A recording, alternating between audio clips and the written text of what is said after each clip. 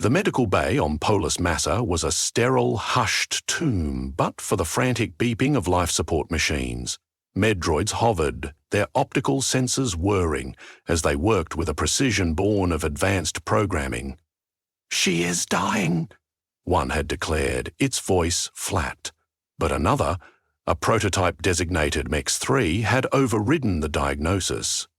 Life signs fluctuating, a unique physiological response to extreme emotional trauma. There is a chance. Against all odds, Padmé Amidala did not die. The twin suns of Tatooine, which had once warmed her spirit, now seemed to burn with the fury of a galaxy betrayed. She woke weeks later, her body weak, her mind a maelstrom of fragmented nightmares.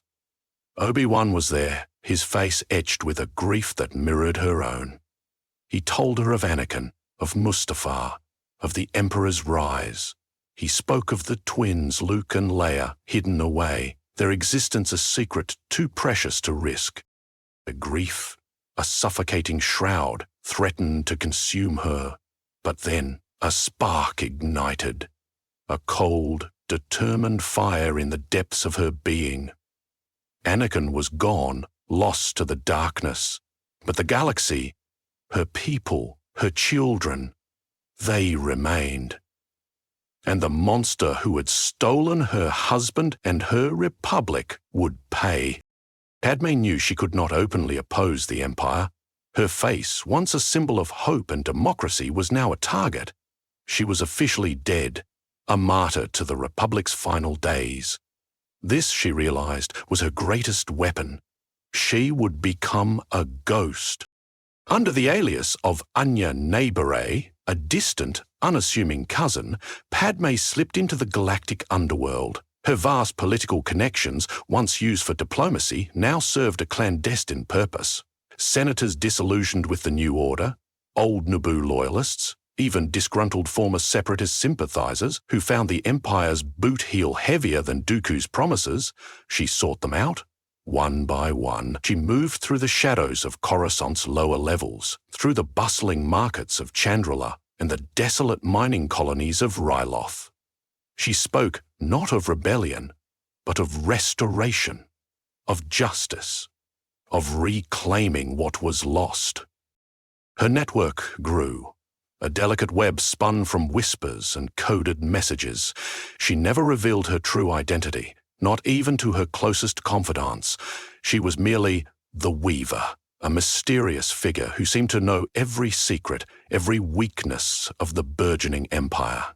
She orchestrated subtle acts of defiance, diverting Imperial supply convoys, funding underground news networks that exposed Imperial atrocities, and arranging safe passage for refugees fleeing oppression. One chilling day, while monitoring a comms channel, she heard Darth Vader's voice, cold, mechanical, devoid of the warmth she had once known. He was hunting down a Jedi survivor on a distant moon. A tremor ran through her, a phantom pain in her chest. This was not her Anakin. This was a machine, a weapon wielded by Palpatine. Her resolve hardened further. The Empire had not just taken her husband, it had twisted him into something monstrous. She watched Luke and Leia from afar through the eyes of trusted allies. She saw Luke's longing for adventure on Tatooine, Leia's fiery spirit blossoming on Alderaan. Her heart ached to hold them, to tell them the truth, but she knew the risk was too great. Instead, she subtly nudged events, ensuring their protectors remained vigilant, their paths unknowingly guided towards their destinies. It was Padme who, through a series of anonymous data drops, ensured that the plans for the Death Star would eventually fall into the hands of the nascent Rebel Alliance. The Weaver became a legend among the scattered cells of resistance. Her strategies were brilliant, her foresight uncanny. She understood the Empire's bureaucratic weaknesses, its reliance on fear, and its underestimation of individual courage. She taught her network to exploit these flaws, to fight not with brute force, but with intelligence and unity. She was the unseen hand, the quiet architect of the rebellion's foundation. Years passed. The whispers of rebellion grew louder, coalescing into a defiant roar. Padme, her health slowly fading from the strain of her hidden war, found herself on a remote, nameless planet, overseeing the final stages of a critical intelligence operation. Imperial forces, alerted by a traitor, stormed her hidden base. She had known the risks, had prepared for this day. As blaster fire erupted around her, she transmitted the last vital piece of data, the location of a hidden Imperial superweapon factory, to a waiting rebel cell. Her face, though older and lined with the burdens of a galaxy's fate, still held the regal strength of the queen she once was. She made no attempt to flee. Her mission was complete. The Shadow Queen, Padmé Amidala, died as she had lived in her final years, fighting for the light, a silent, unwavering force against the darkness. Her name was never publicly linked to the rebellion's early victories, her face never seen among its celebrated heroes. Yet, the seeds she had sown, the network she had built, and the strategies she had devised blossomed into the very alliance that would one day bring down the Empire. Her legacy was not in monuments or accolades, but in the freedom her children and a grateful galaxy would eventually inherit. The sterile hum of the Polis Massa medical bay usually offered a quiet reassurance, but on that dreadful day, it was punctuated by the frantic, despairing beeps of life support. Meddroids, their optical sensors whirring with clinical detachment, moved with practiced efficiency around the prone form of Padmé Amidala. "She is dying," one announced, its synthesized voice devoid of emotion, confirming what Obi-Wan Kenobi already feared. Her body ravaged not by physical wounds, but by an unbearable emotional agony, was simply shutting down. Yet, amidst the grim prognosis, a flicker of hope emerged. A prototype medical droid, designated MX-3, its programming more nuanced, intervened. "Life signs fluctuating," it reported, overriding the standard diagnosis, a unique physiological response to extreme emotional trauma. "There is a chance." Against all logical medical understanding, against the crushing weight of a broken heart, Padmé Amidala clung to life. The very force of her grief, paradoxically, had shocked her system into a state of suspended animation, a desperate, almost unconscious refusal to succumb. Weeks later, the haze began to lift. Padmé stirred, her eyes fluttering open to the unfamiliar ceiling of the Polis Massa facility. Her body felt impossibly heavy, each breath a monumental effort. Her mind, however, was a chaotic storm of fragmented images. Red lightsabers, a fiery landscape, the chilling transformation of the man she loved. Obi-Wan was there, his face a mask of profound sorrow, his gaze meeting hers with a shared, unspoken pain. He spoke softly, his voice heavy with the galaxy's tragedy, confirming her worst fears about Anakin Skywalker and the terrifying rise of Emperor Palpatine's galactic empire. Then he spoke of the twins, Luke and Leia. Their names, whispered like sacred secrets, brought a jolt of raw, desperate love. They were alive, hidden away, their existence a fragile beacon in the encroaching darkness. The news, though a fresh wound, also ignited something new within her. The suffocating grief that had nearly claimed her began to recede, replaced by a cold, unwavering resolve. Anakin was lost, consumed by the darkness, but her children, her galaxy, her people, they remained, and the monster who had stolen her husband and shattered her republic would, somehow, pay. The twin suns of Tatooine, which had once symbolized warmth and a forbidden love, now seemed to burn with the fury of a galaxy betrayed, a searing pain that mirrored the torment in Padmé Amidala's heart. She woke weeks later on Polis Massa, her body a fragile vessel, her mind a churning maelstrom of fragmented nightmares. The images flashed behind her eyes, the fiery landscape of Mustafar, the chilling transformation of Anakin Skywalker, the crushing weight of a republic crumbling into dust. Obi-Wan Kenobi was there, his face etched with a grief that mirrored her own, a silent testament to the horrors they had both witnessed. He spoke softly, his voice heavy with sorrow, confirming her darkest fears. Anakin. Her Anakin had fallen. He was gone, consumed by the darkness, twisted into the monstrous figure of Darth Vader, the Emperor's enforcer. He recounted the Emperor's insidious rise, the swift, brutal end of the galactic empire. Grief, a suffocating shroud, threatened to consume her entirely. It was a pain so profound it felt physical, a gaping wound where her love and hope had once resided. For days, perhaps weeks, the despair threatened to drown her.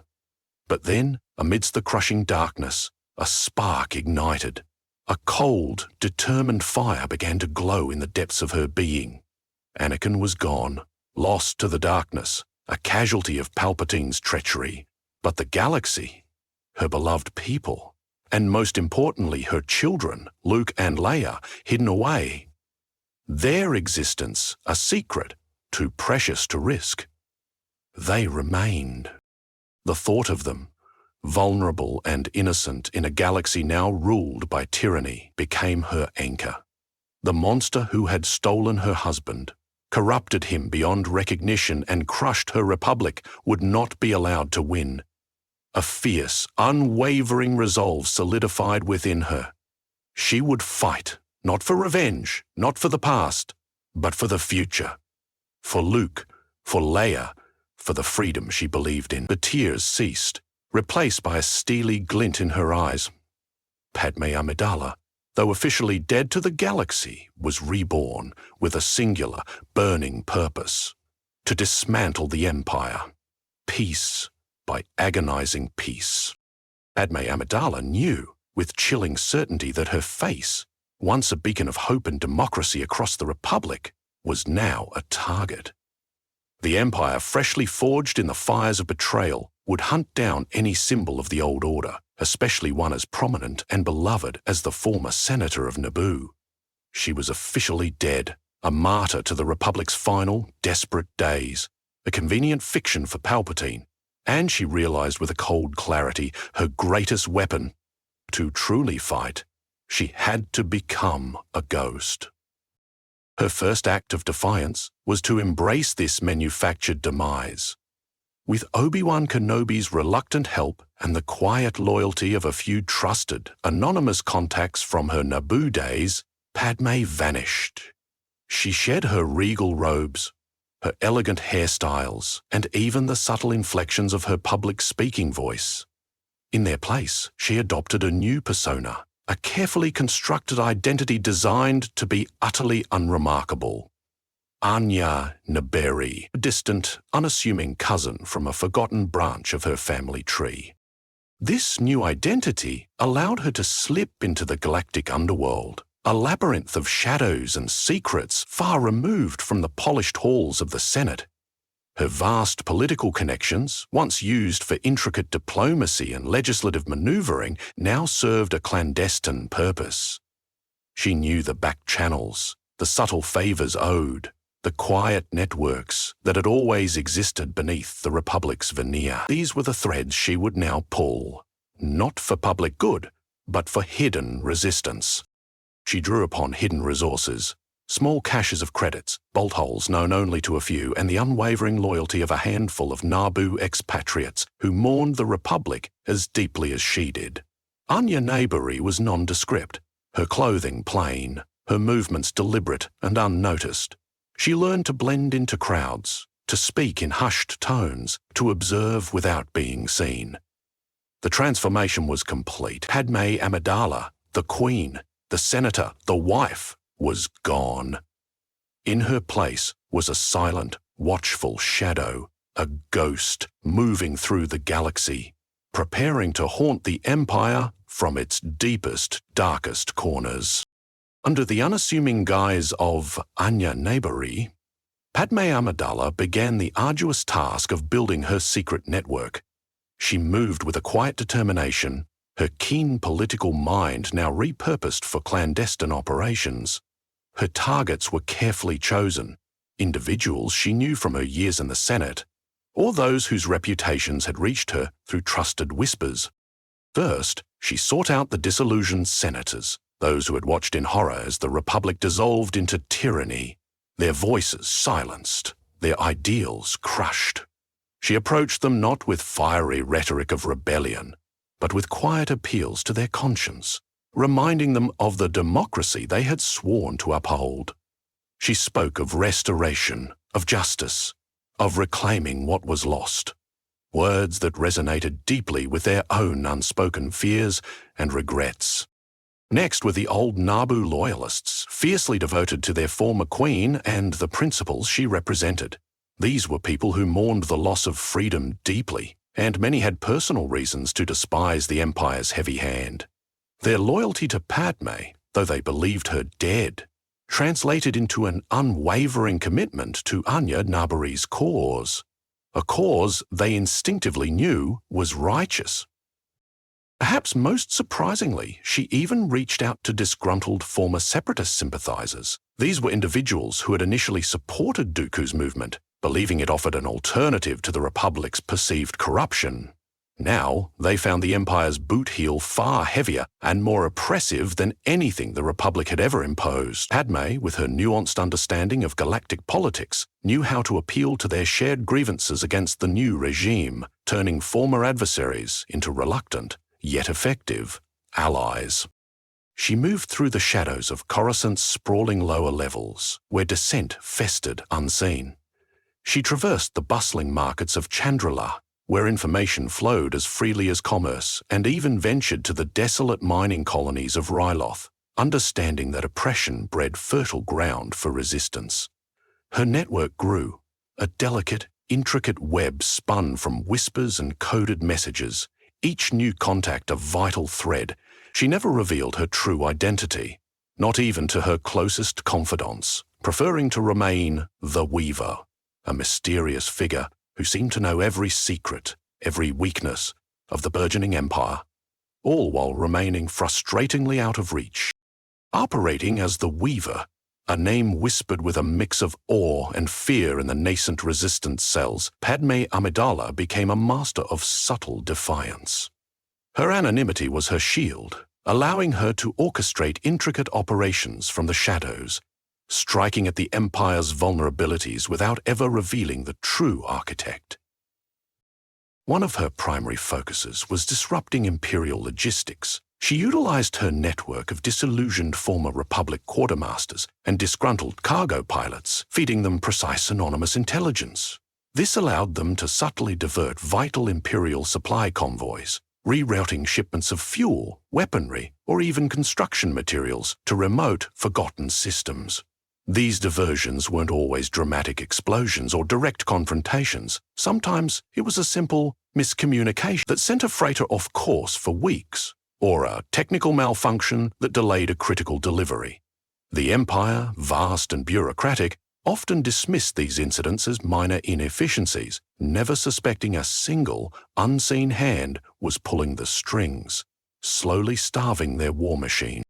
Beyond material disruption, the Weaver understood the power of information.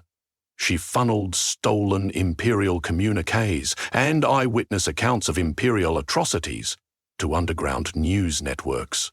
These illicit broadcasts, flickering across hidden frequencies on backwater planets, exposed the Empire's brutality, its broken promises, and its true tyrannical nature. She funded these networks with carefully laundered credits, ensuring their continued operation despite Imperial crackdown. These stories, spread by word of mouth and smuggled data chips, chipped away at the Empire's carefully constructed narrative of peace and order, planting seeds of doubt and rebellion in the hearts of ordinary citizens. Furthermore, Padme dedicated significant resources to aiding refugees. As the Empire expanded its iron grip, countless beings were displaced, enslaved, or persecuted. The Weaver established safe houses and arranged clandestine transport routes, spiriting away those fleeing oppression to secure hidden worlds. This humanitarian effort not only saved lives, but also garnered quiet loyalty from those she helped, creating a growing pool of grateful individuals willing to contribute to her cause. Each subtle act, seemingly minor on its own, contributed to a growing tide of resistance. all guided by the unseen hand of the woman they knew only as the Weaver. The sterile Hume of the Polis Massa medical bay usually offered a quiet reassurance, but on that dreadful day, it was punctuated by the frantic, despairing beeps of life support. Med-droids, their optical sensors whirring with clinical detachment, moved with practiced efficiency around the prone form of Padmé Amidala. "She is dying," one announced, its synthesized voice devoid of emotion, confirming what Obi-Wan Kenobi already feared. Her body, ravaged not by physical wounds, but by an unbearable emotional agony, was simply shutting down. Yet, amidst the grim prognosis, a flicker of hope emerged. A prototype medical droid, designated MX-3, its programming more nuanced, intervened. "Life signs fluctuating," it reported, overriding the standard diagnosis. "A unique physiological response to extreme emotional trauma.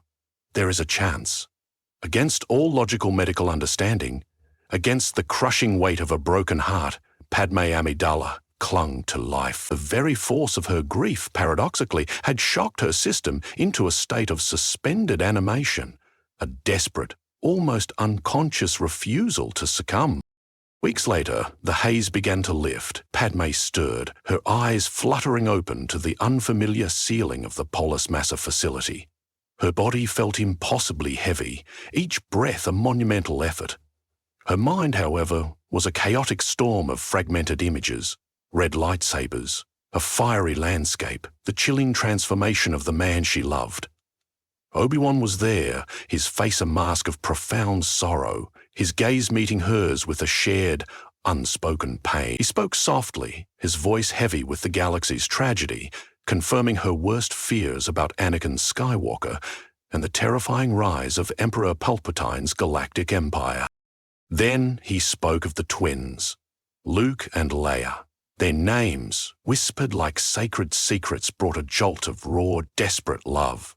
They were alive, hidden away, their existence a fragile beacon in the encroaching darkness. The news, though a fresh wound, also ignited something new within her. The suffocating grief that had nearly claimed her began to recede, replaced by a cold, unwavering resolve. Anakin was lost, consumed by the darkness. But her children, her galaxy, her people, they remained. And the monster who had stolen her husband and shattered her republic would, somehow, pay. The ache in Padmé Amidala's heart was a constant companion, a dull throb of longing for the children she could not hold. Luke and Leia, her precious twins, were growing up in separate corners of the galaxy, their existence a secret too vital to risk. She knew with every fiber of her being that to reveal herself, to embrace them, would be to condemn them to the Empire's wrath. So, she watched. To trust, through the eyes and ears of a few utterly devoted allies, old Naboo contacts, subtle informants embedded in various systems, and even a handful of sympathetic former handmaidens who had vanished into anonymity, she received infrequent coded updates. On the arid dunes of Tatooine, she saw Luke Skywalker, a boy brimming with untapped potential, restless and yearning for a life beyond the moisture farm. She noted his innate kindness, his burgeoning mechanical aptitude, and a faint, familiar echo of the force that hummed around him, a whisper of his father's power. She subtly nudged events, ensuring Owen and Baru Lars remained vigilant, providing anonymous financial support or intelligence about local threats that might endanger their quiet lives. And on the vibrant, cultured world of Alderaan, Princess Leia Organa blossomed under the loving care of Bail and Briha Organa. Padme saw her daughter's fiery spirit, her sharp intellect, and her undeniable leadership qualities.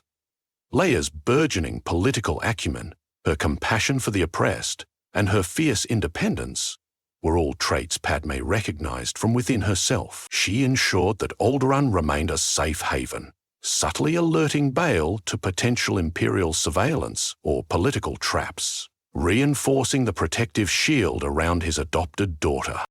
Her influence was a whisper, a gentle current in the vast ocean of the galaxy. She could not directly intervene, but she could guide. It was Padme who, through a series of anonymous data drops and carefully placed informants, ensured that the critical plans for the Death Star would eventually find their way into the hands of the nascent Rebel Alliance. She foresaw the strategic importance of such a weapon and orchestrated the intelligence flow, knowing that these plans would be crucial for her children's future, even if they never knew her part in it. Every successful nudge, every averted danger was a small victory, yet each one deepened the ache of a mother who could never embrace her children. As the Weaver, Padmé Amidala transformed from a revered diplomat into a brilliant, unseen strategist, her political acumen now honed into a weapon against the very tyranny that had consumed her galaxy.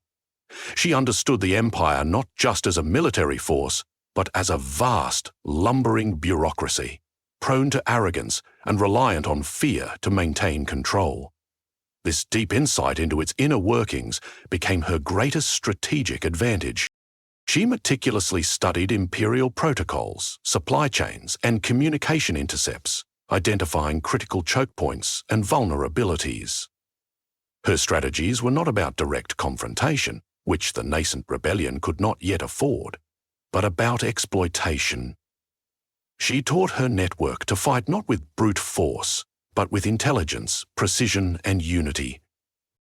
Padme recognized the Empire's over-reliance on fear as both its strength and its profound weakness. Fear bred obedience, but it also bred resentment and, eventually, defiance. She subtly encouraged acts of civil disobedience, not grand uprisings, but small, persistent acts that chipped away at Imperial authority. As disinformation campaigns, carefully crafted and disseminated through her underground news networks, sowed seeds of doubt among the populace and even within the lower ranks of the Imperial military. She understood psychological warfare, knowing that a demoralized enemy was a weakened one. Her guidance extended to logistical sabotage beyond mere diversions. She orchestrated phantom orders that sent Imperial fleets on wild goose chases, tying up resources and manpower. She advised on the placement of hidden bases, choosing locations that exploited the Empire's blind spots and overconfidence. She taught her cells how to communicate securely, how to encrypt messages, and how to identify and neutralize Imperial informants, creating a resilient, adaptable structure. The Weaver was the quiet architect of the rebellion's foundation, an unseen hand guiding its earliest, most critical steps. Her foresight was uncanny, her ability to anticipate Imperial reactions unmatched. She was the strategic mind that ensured the scattered embers of resistance would not be extinguished, but instead fanned into a growing, organized flame, ready to one day challenge the Empire head-on.